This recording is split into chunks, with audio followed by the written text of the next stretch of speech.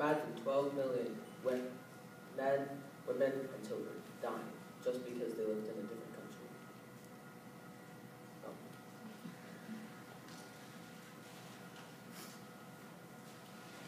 World War One was the first.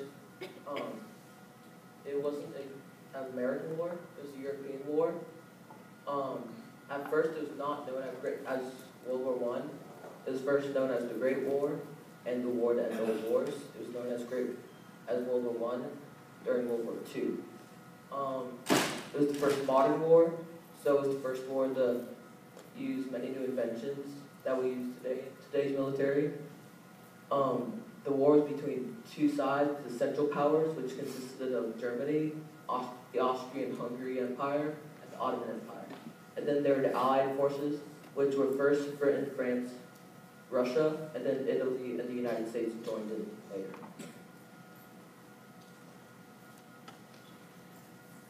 Who am I? I'm General John J. Pershing. I was born in Mississippi on September 3rd, 1860. I did not have good grades in school, but I showed tremendous leadership, so I was automatically enrolled into the military. I died on July 15th, 1948. My position was General of the Armies, so I was in charge of all military actions during World War I. But even though I lived World War II, I was too old to command, so I sat out of that. I was a very unique military soldier, or general in this case. The only person who outranked me in U.S. military history was George Washington, so you can just imagine how high ranked that was. I fought in 5 wars, so throughout those 5 wars, I managed to work my way up into that position.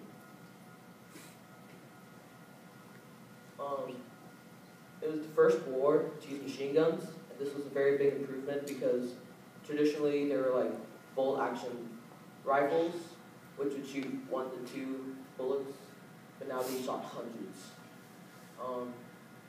Weapons were commonly mass-produced now, so it was a lot easier to get good weapons, and they were very cheap for the military to buy. It was the first to use grenades, and unlike grenades that we see now in the military, these were pretty much just round metal pockets of gunpowder that would be thrown in the trenches. It was the first to use long-range guns, and these were pretty much cannons that would shoot 60 to 100 kilometers in distance.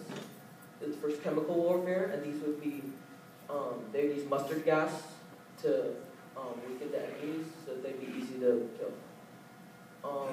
Airplanes were first used in the military. Usually, airplanes would be used to carry messages or deliver important packages, but now they were just mounted with a machine gun, and they'd be used to hunt down escaping soldiers or to just clear out soldiers. Another major factor in World War I was the political turmoil that went on.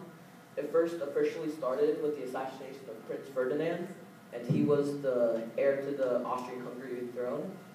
And so what happened was a Serbian assassin killed them, and so they declared war on Serbia, Serbia allies declared war on them, their allies declared war on them, and so in the end, the result was almost all of Europe was in war with itself.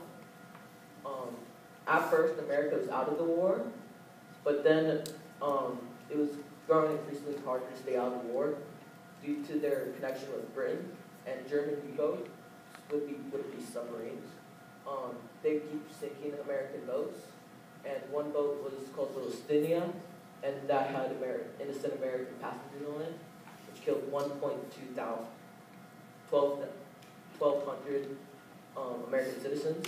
So they joined the war in 1917 with Italy, and they joined the Allied sides. In order for America to create more soldiers, because the military at the time was made of roughly 200,000 soldiers, but they needed 1 or 2 million soldiers, they created Uncle Sam, which was the poster that said, "I want you," and this created a lot of military, and they needed at least 1,000 the first month but in that month they got over 750,000. The aftermath of World War One, the Allied forces won, but no one really won because there were so many people who died. So the Allied forces just lost less people. Every nation that was involved was greatly weakened because there was so much financial investment in the war, there was so much men who died in war, there was so much collateral damage in war. This created political distrust, so any kind of treaties or allies or trade agreements was almost impossible to make, and it prepared the world for World War II. So some people, which included Adolf Hitler, fought in World War I and created an influential impact in World War II.